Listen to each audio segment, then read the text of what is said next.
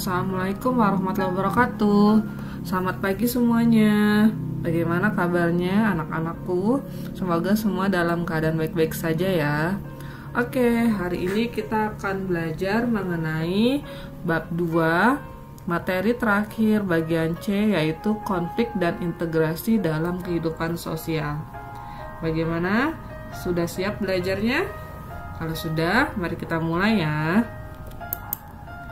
Yang pertama, tujuan pembelajaran hari ini adalah menjelaskan pengertian konflik, menganalisis faktor penyebab konflik, membedakan bentuk-bentuk konflik, mengidentifikasi cara pengendalian konflik, menjelaskan pengertian integrasi sosial, menganalisis syarat-syarat terjadinya integrasi sosial, membedakan bentuk-bentuk integrasi sosial, dan yang terakhir mendeskripsikan faktor pendorong terjadinya integrasi sosial.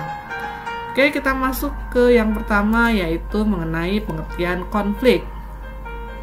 Konflik berasal dari bahasa Latin yaitu configer, yang berarti saling memukul. Dalam Kamus Besar Bahasa Indonesia, konflik itu berarti percecokan, perselisihan, atau pertentangan. Sedangkan secara sosiologis, pengertian konflik sendiri adalah proses antara dua orang atau lebih yang berusaha menyingkirkan pihak lain dengan jalan menghancurkan atau membuat tidak berdaya. Sedangkan menurut beberapa ahli sosiologi lainnya, pengertian konflik adalah, menurut Sujono Sukanto, konflik itu adalah proses memenuhi tujuan dengan cara menentang pihak lawan disertai ancaman atau kekerasan. Sedangkan Lewis Ekuser mengatakan konflik itu adalah perjuangan nilai, kekuasaan, dan sumber daya yang bersifat langka dengan maksud menetralkan, mencederai, atau menyapan lawan. Sedangkan menurut Gilin dan Gilin, konflik adalah proses interaksi yang berlawanan atau oppositional process. Oke, itu adalah menurut pengertian konflik. Jadi, apa kesimpulannya di konflik itu? Jadi, konflik itu adalah proses atau bagaimana dua orang atau lebih berusaha untuk menyingkirkan pihak lawan untuk mendapatkan hal yang diinginkannya. Itu adalah kesimpulan dari pengertian konflik. Nah, yang berikutnya adalah faktor penyebab konflik. Faktor pertama adalah perbedaan antar perorangan atau perbedaan individu. Di dalam suatu keluarga yang mungkin anaknya memiliki sifat yang hampir sama di antara keluarga, tapi di dalam keluarga pun sering terjadi yang namanya konflik.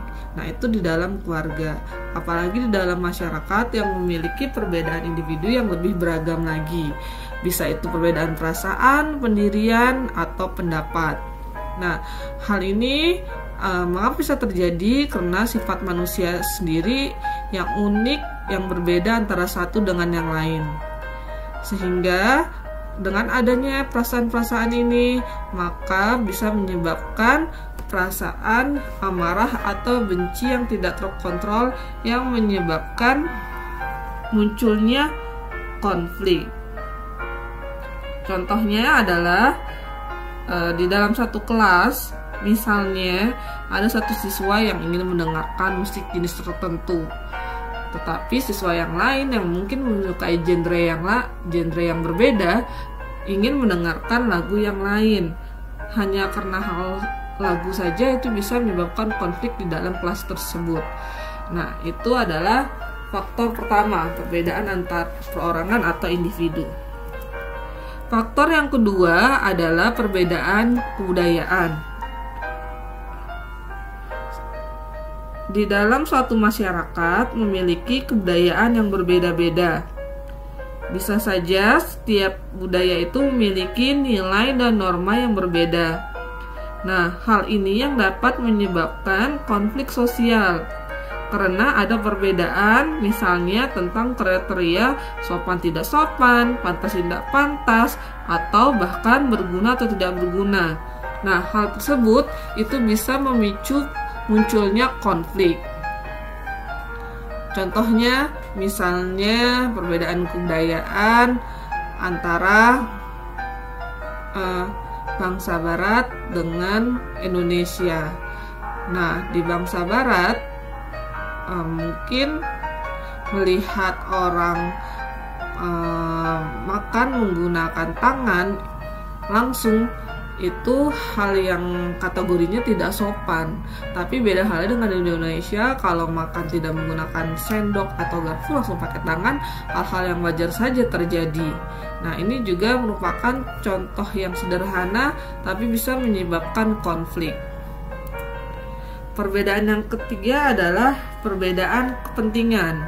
Nah, perbedaan kepentingan di sini bisa di bidang ekonomi, politik, sosial, dan budaya.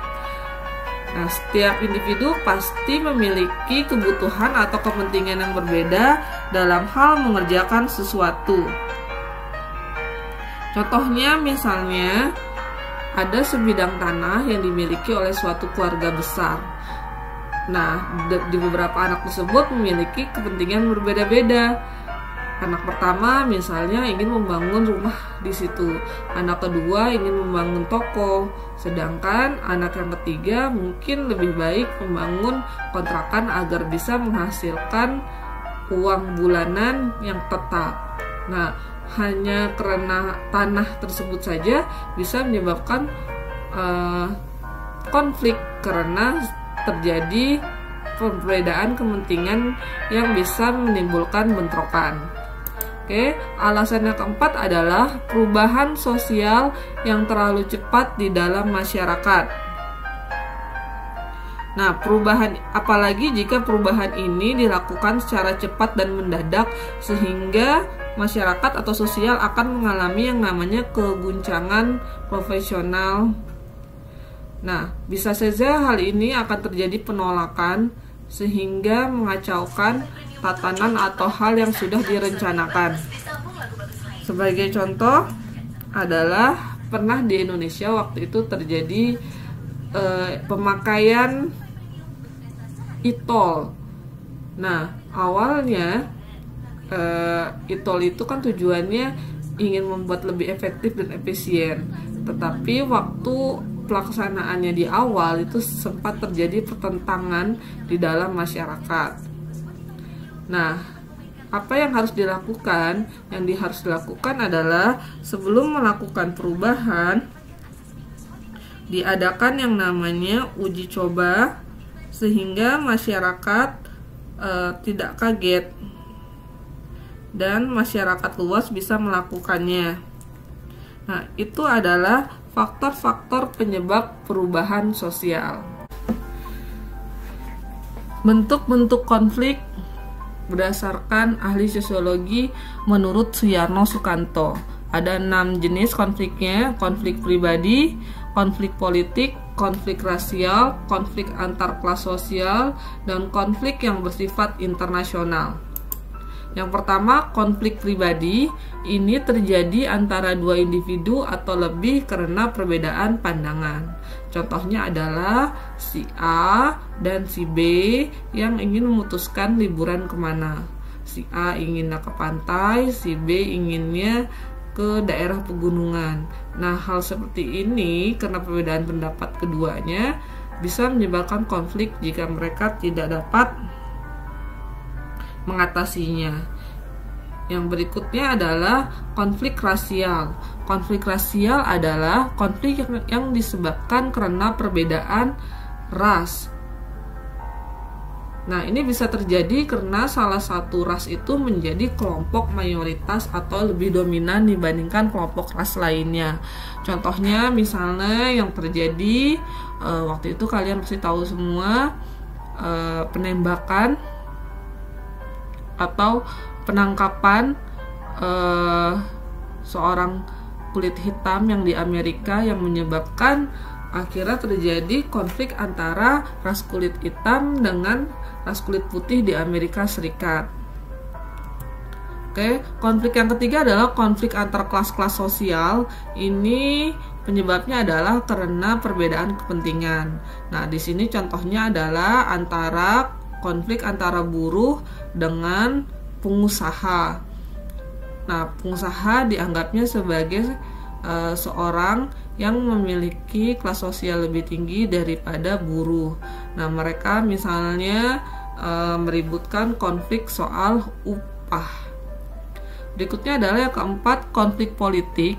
Nah, konflik politik ini terjadi akibat perbedaan kepentingan atau tujuan politis seseorang atau kelompok. Misalnya ini adalah terjadi kerusuhan akibat pilkada. Nah, ini terjadi karena ada dua kubu yang berbeda yang sama-sama ingin calonnya itu memenangkan pilkada. Yang kelima adalah konflik internasional. Nah, konflik ini terjadi jika ada perbedaan kepentingan yang pengaruh pada kedaulatan suatu negara. Contohnya di sini adalah antara Palestina dengan Israel yang merebutkan suatu wilayah. Nah, itu disebutnya konflik internasional karena ini sudah berhubungan dengan kedaulatan suatu negara. Nah, itu adalah 5 jenis konflik. Untuk berikutnya kita akan lihat dampak atau akibat dari sebuah konflik. Nah, konflik ini ternyata tidak hanya dapat menyebabkan hal-hal negatif, tapi juga menyebabkan hal-hal positif. Nah, ini ada hal positif dan negatifnya. Mari kita bahas lebih mendalam satu persatu. Yang pertama adalah akibat dari konflik yang bersifat positif. Yang pertama, menjelaskan aspek-aspek kehidupan yang masih belum tuntas. Maksudnya di sini adalah di dalam kehidupan mungkin ada beberapa hal yang belum jelas atau belum tuntas, tapi karena adanya konflik ini, maka hal tersebut bisa menjadi lebih jelas. Nah, ini bisa terjadi karena ada perbedaan pendapat orang atau hal-hal yang terdapat perbedaan pendapat ini saling berdiskusi, lalu mereka menghasilkan kesimpulan. Nah, mereka bisa berdiskusi seperti ini karena apa? Karena awalnya dengan adanya konflik. Misalnya di dalam kelas kalian sedang berdiskusi mengenai pembagian kerja piket. Nah, setiap orang punya pendapatnya masing-masing. Untuk lebih jelas lagi, kalian berdiskusi sehingga menghasilkan kesimpulan. Nah, itu contoh dari akibat konflik sosial yang positif bagian pertama. Yang kedua adalah penyesuaian kembali norma atau nilai serta hubungan sosial. Nah, ini maksudnya adalah dengan adanya konflik, jadi saling menyesuaikan aturan-aturan atau nilai yang di dalam masyarakat sehingga memiliki hubungan sosial yang baik.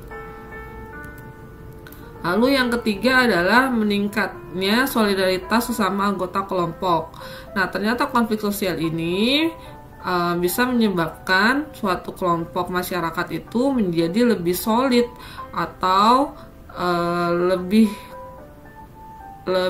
kuat anggota kelompoknya, atau disebutnya in-group solidarity. Sebagai contoh di sini adalah waktu pertempuran Surabaya. Nah, itu kan salah satu pertempuran yang paling besar di Indonesia melawan penjajah. Nah, kenapa kita bisa kompak seluruh Indonesia melawan penjajah pada saat itu di pertempuran Surabaya? Itu adalah penyebabnya karena ada konflik antara Indonesia dengan Belanda. Terus yang keempat adalah mengurangi ketergantungan antar individu dan kelompok. Nah, di sini contohnya adalah misalnya ketika kita dijajah sama Belanda, semua hal itu Belanda yang mengurus tentang kita. Tapi ketika kita ingin memisahkan diri menjadi negara merdeka, berarti kita sudah siap mandiri, tidak tergantung lagi kepada Belanda. Yang kelima, akibatnya adalah yang positif, menghidupkan kembali norma-norma lama dan menciptakan norma-norma baru. Nah, karena adanya konflik ini, maka agar tidak terjadi konflik lagi ke depannya, hal yang harus dilakukan adalah menghidupkan kembali. Itu maksudnya norma-norma lama yang sudah ada itu harus dilakukan oleh semua, dan jika ada yang melanggar itu harus kena sanksi. Nah, Kalau yang menciptakan norma-norma baru, mungkin norma lamanya sudah tidak bisa dijalankan, maka harus menghasilkan norma baru. Misalnya contohnya adalah jika anak-anak banyak yang telat mengumpulkan tugas, awalnya mungkin hanya dikurangi nilainya, tapi ternyata banyak anak yang masih tetap saja tidak mengumpulkan tugas, maka muncullah peraturan baru atau norma baru. Misalnya yang telat mengumpulkan tugas tidak naik kelas. Nah, itu contoh dari akibat konflik sosial yang positifnya. Sekarang kita ke akibat konflik sosial yang negatif. Yang pertama adalah muncul dominasi kelompok menang atas kelompok yang kalah. Nah, jika konflik terjadi, kemudian ada satu pihak yang dianggap menang, itu dia akan mendominasi. Jadi, contohnya di sini adalah seperti perbudakan. Nah, yang kalah dari konflik tersebut dia akan menjadi budak, sedangkan yang menang dia akan menjadi tuan tanahnya atau orang yang memperbudaknya. Terus yang kedua adalah retaknya hubungan antara individu atau kelompok. Ini sifatnya bisa sementara atau permanen, tergantung dari individu tersebut atau kelompok tersebut.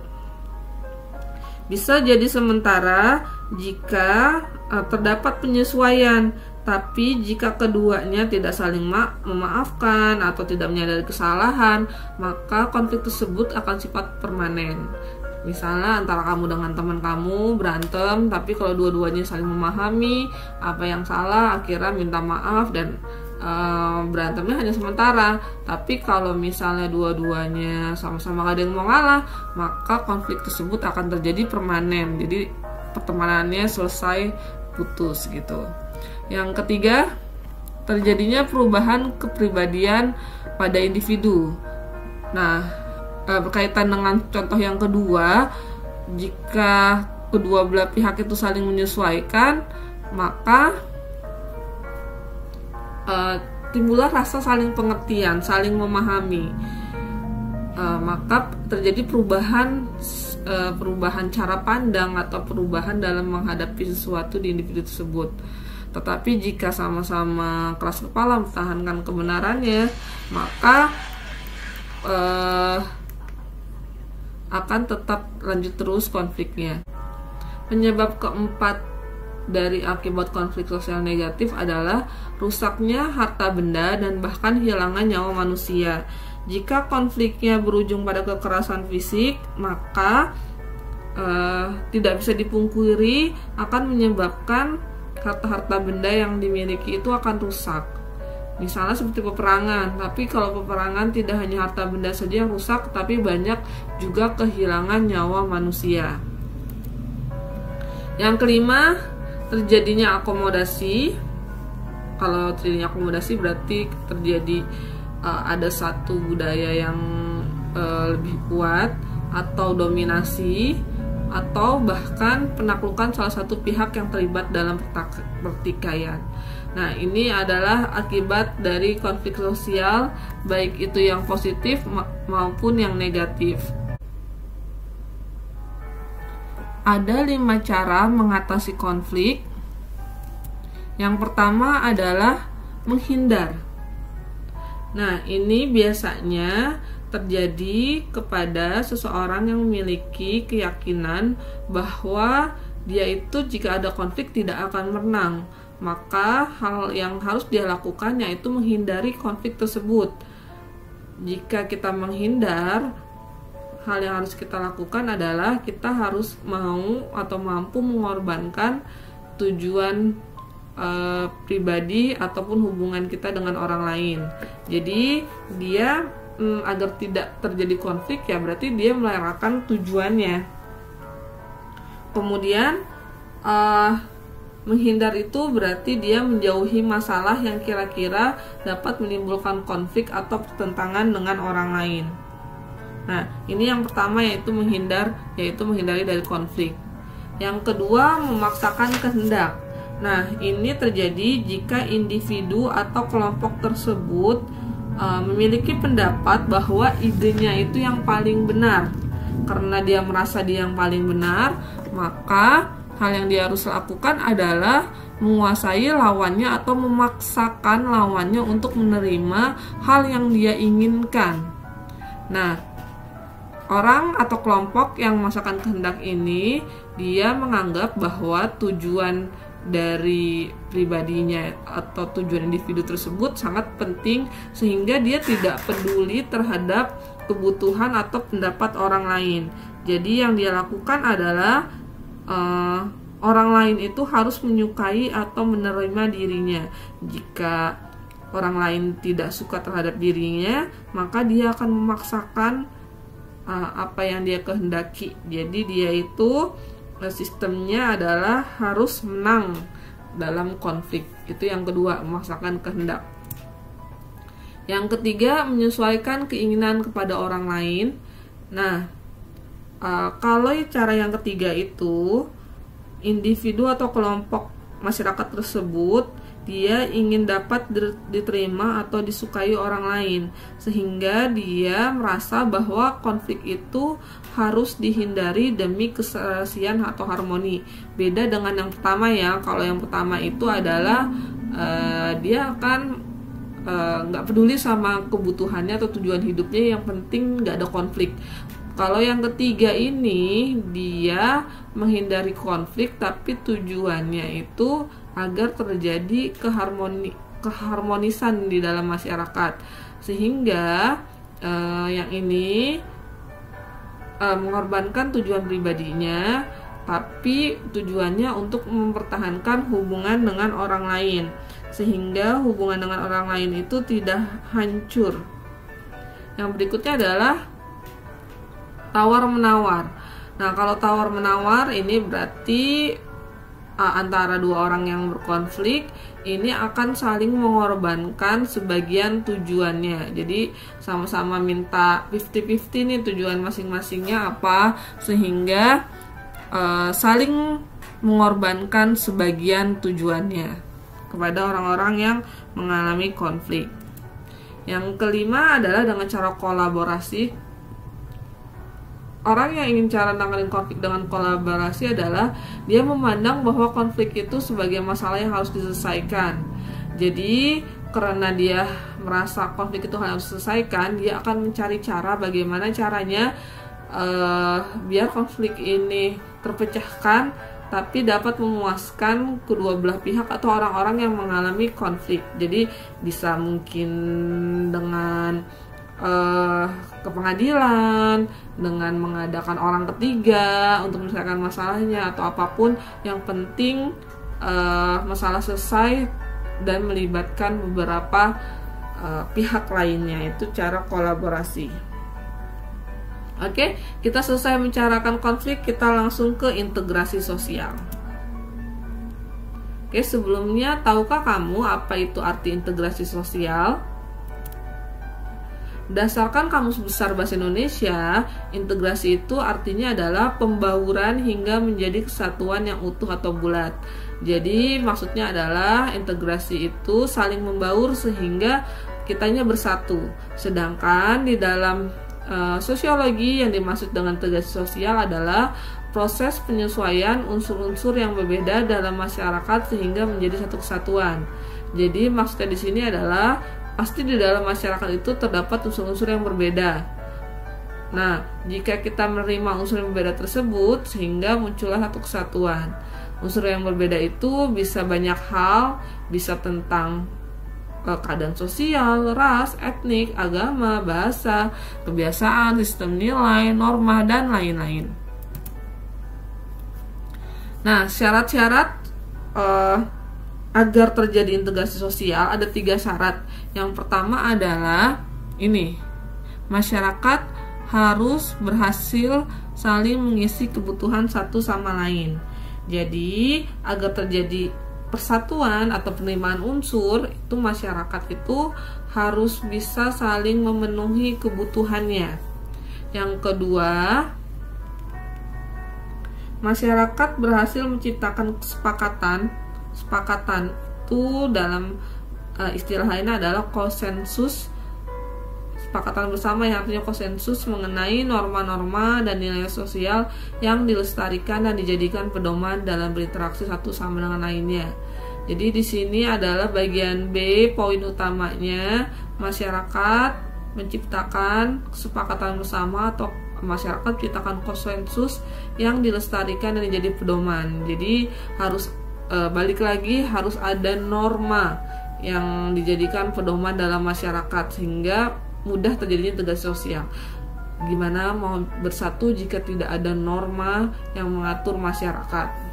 Oke, yang ketiga adalah norma-norma dan nilai sosial sudah berlaku cukup lama dan dijalankan secara konsisten serta tidak mudah mengalami perubahan sehingga dapat menjadi aturan baku dalam melangsungkan proses interaksi sosial.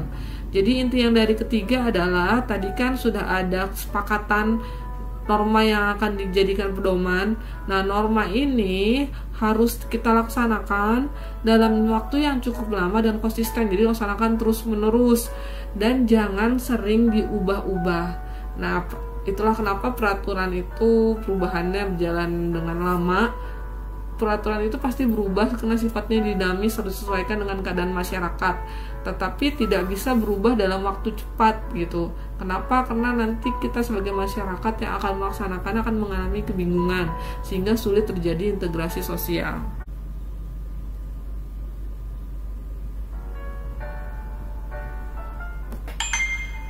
Berikutnya adalah faktor yang mempengaruhi cepat atau lambatnya proses integrasi sosial.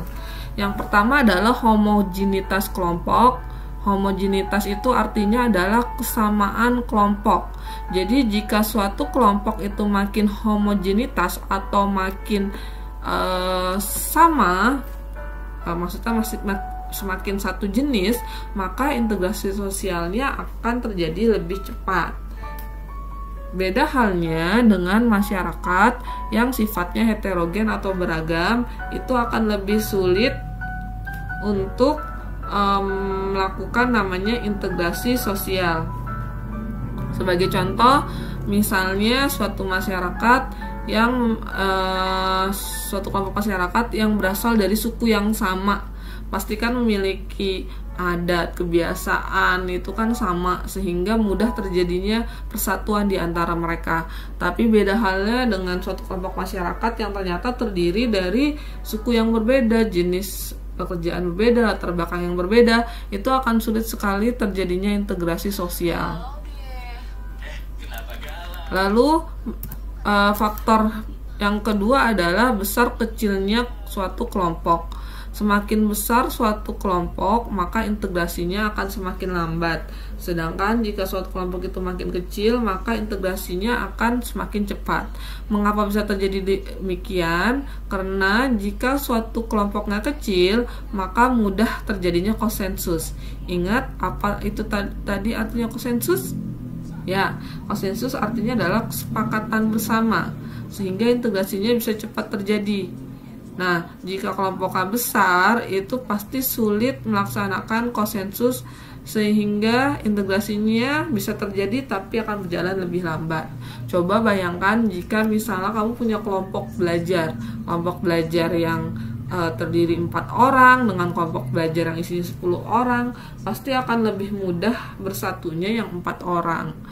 Misalnya mengenai nentuin kapan dan di mana mau kerja kelompok. Kalau kelompoknya kecil itu kan lebih mudah untuk menyesuaikannya. Tapi kalau kelompoknya besar itu lebih susah untuk menyesuaikannya. Oke, hal yang mempengaruhi yang ketiga adalah mobilitas geografis. Mobilitas itu artinya perpindahan tempat. Jadi jika suatu anggota masyarakat itu sering datang dan pergi, maka akan semakin sulit terjadinya proses integrasi sosial. Kenapa hal demikian? Karena misalnya ada suatu anggota masyarakat, dia sering pindah dari satu tempat ke tempat yang lain, maka setiap dia pindah itu dia pasti harus beradaptasi dengan peraturan yang baru kan. Nah, maka dia sulit untuk bersatu dengan masyarakat tersebut. Jadi belum lama tinggal di situ dia pindah lagi ke tempat yang peraturannya beda lagi, pindah lagi. Nah, itu bisa mempengaruhi mobilitasnya dia. Jadi kalau dia tinggalnya di suatu wilayah itu lama, jadi itu akan memudahkan dia untuk terjadinya mobilitas integrasi. Nah, yang terakhir adalah efektivitas komunikasi. Jadi semakin efektif komunikasinya, maka akan makin cepat integrasi yang terjadi dalam masyarakat. Maksudnya begini, misalnya pemerintah gitu ingin mencanangkan suatu peraturan baru, berarti kan mengirim pesan ya. Nah, isi-isi peraturan barunya misalnya kayak kemarin tuh mengenai tenaga kerja. Jika misalnya isinya itu bisa dipahami oleh masyarakat, terus terjadi sosialisasi, nah mungkin bisa jadi integrasinya akan lebih cepat terjadi karena terjadinya yang namanya pemahaman mengenai pesan tersebut. Tetapi jika isi pesan tersebut sulit dipahami, maka sulit terjadinya integrasi di dalam masyarakat. Oke, itu 4 hal yang dapat mempengaruhi cepat atau lambatnya integrasi. Untuk berikutnya kita akan mempelajari mengenai bentuk-bentuk integrasi sosial. Yang pertama ada integrasi normatif, ada integrasi fungsional, dan ada integrasi koersif.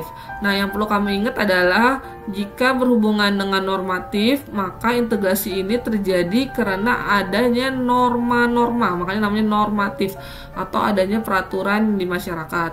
Nah, contohnya kita bisa bersatu karena ada apa? Karena ada semboyan Bhinneka Tunggal Ika yang menyatukan kita semua. Atau kenapa kok sekolah kita bisa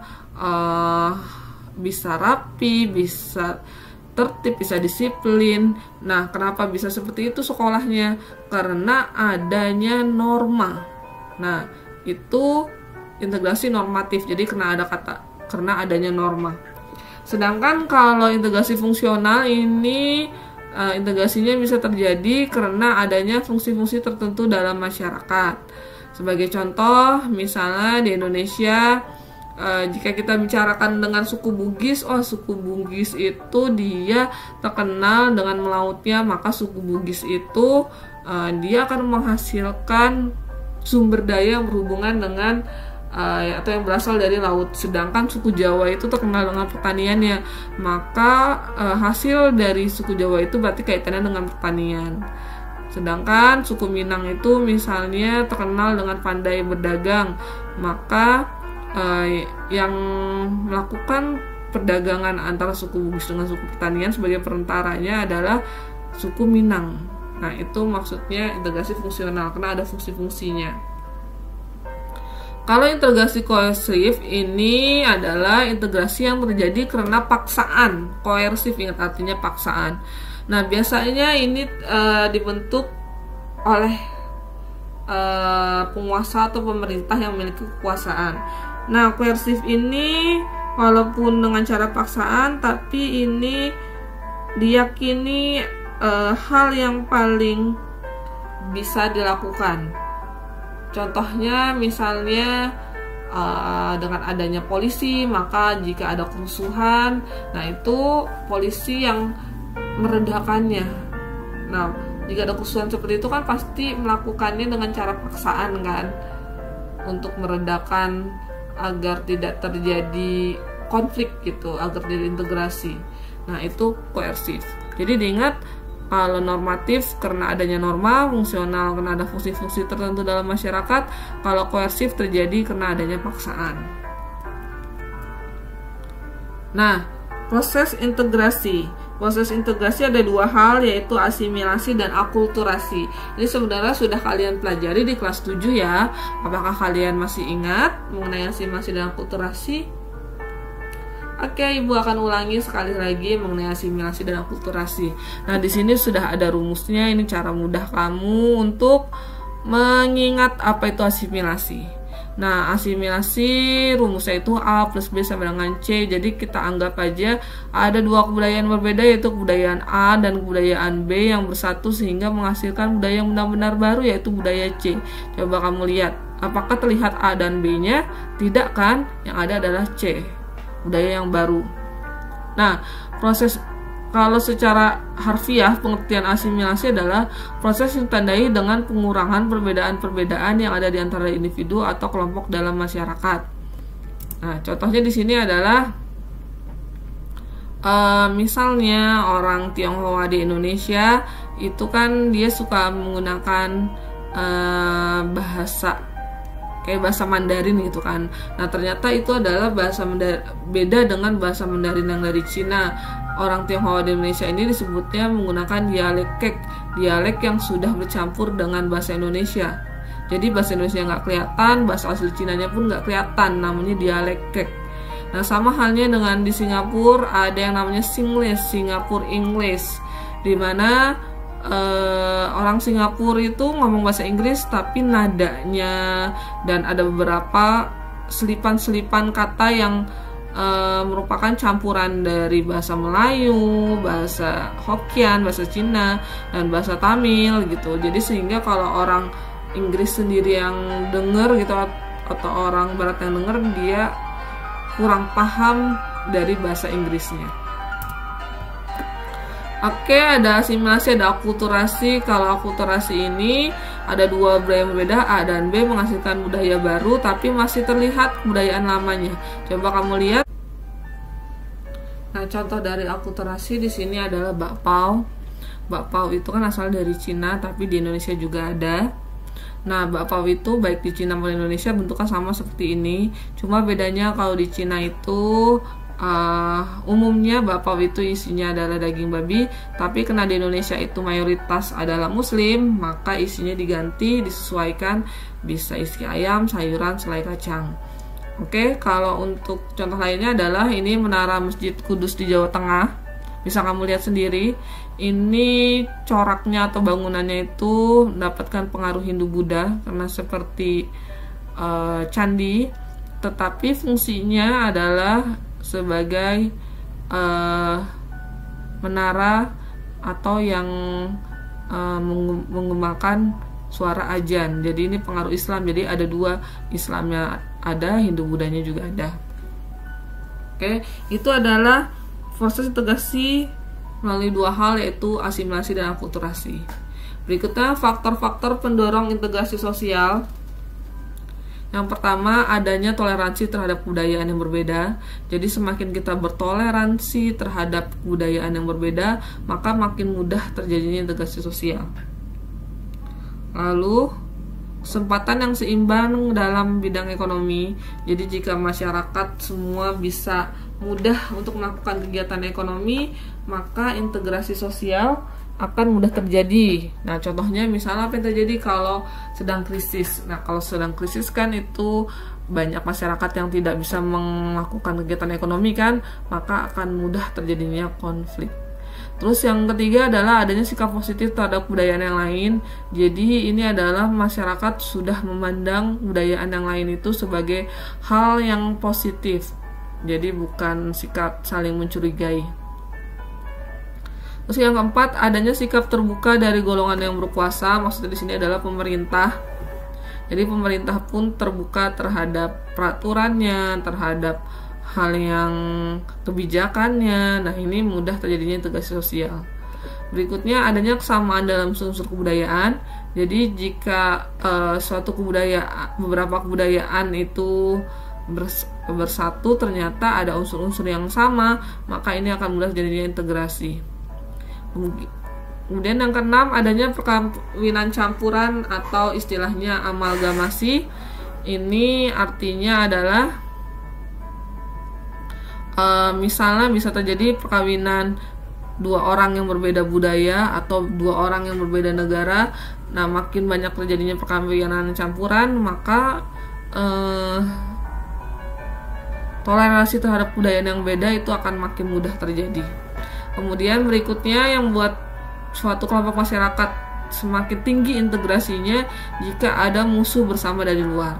Maka jika ada musuh bersama, maka mau nggak mau kita harus bersatu kan untuk melawan musuh tersebut. Oke, ini adalah materi terakhir hari ini dan juga materi terakhir di bab 2. Berarti bentar lagi tidak terasa kita akan melakukan PH. Kamu mulai lagi mempelajari materi-materi terakhir di bab 2 ada apa aja, sehingga kalian lebih siap menghadapi PH. Oke, sekarang kita akan langsung ke tugas. Tugas kalian mudah, kalian hanya membuat PPT, hanya terdiri dari 6 slide. Slide pertama isinya biodata diri kamu seperti nama, kelas, nomor absen. Slide kedua itu kamu pilih gambar atau foto yang berhubungan dengan konflik antar golongan masyarakat. Kemudian kamu analisa di PPT bagian ketiga itu faktor penyebab konflik beserta alasannya apa. Terus tadi kan penyebabnya ada macam-macam kan. Terus berdasarkan gambar tersebut kamu analisa juga bentuknya itu jenisnya konflik apa, konflik individu, antar golongan, internasional atau yang lain, kasih alasannya juga. Terus yang kelima itu akibat atau dampak yang terjadi jika konflik tersebut dibiarkan atau tidak segera diatasi. Kamu jelaskan dampaknya seperti apa. Terus yang keenam, berdasarkan ide kamu sendiri, bagaimana cara yang tepat untuk mengatasi atau mencari solusi untuk mengatasi konflik tersebut beserta alasannya. Oke, jadi kamu buat seperti ini. Yang ibu nilai itu murni hanya analisanya saja. Kerjakan sendiri. Gambar boleh sama, tapi analisa pasti berbeda. Oke, segera kirim ke GCR kelas masing-masing. Mohon tepat waktu untuk pengirimannya.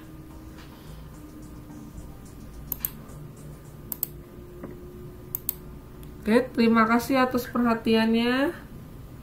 Kita bertemu lagi minggu depan di waktu yang sama. Ibu mohon pamit diri. Wassalamualaikum warahmatullahi wabarakatuh. Terima kasih semuanya.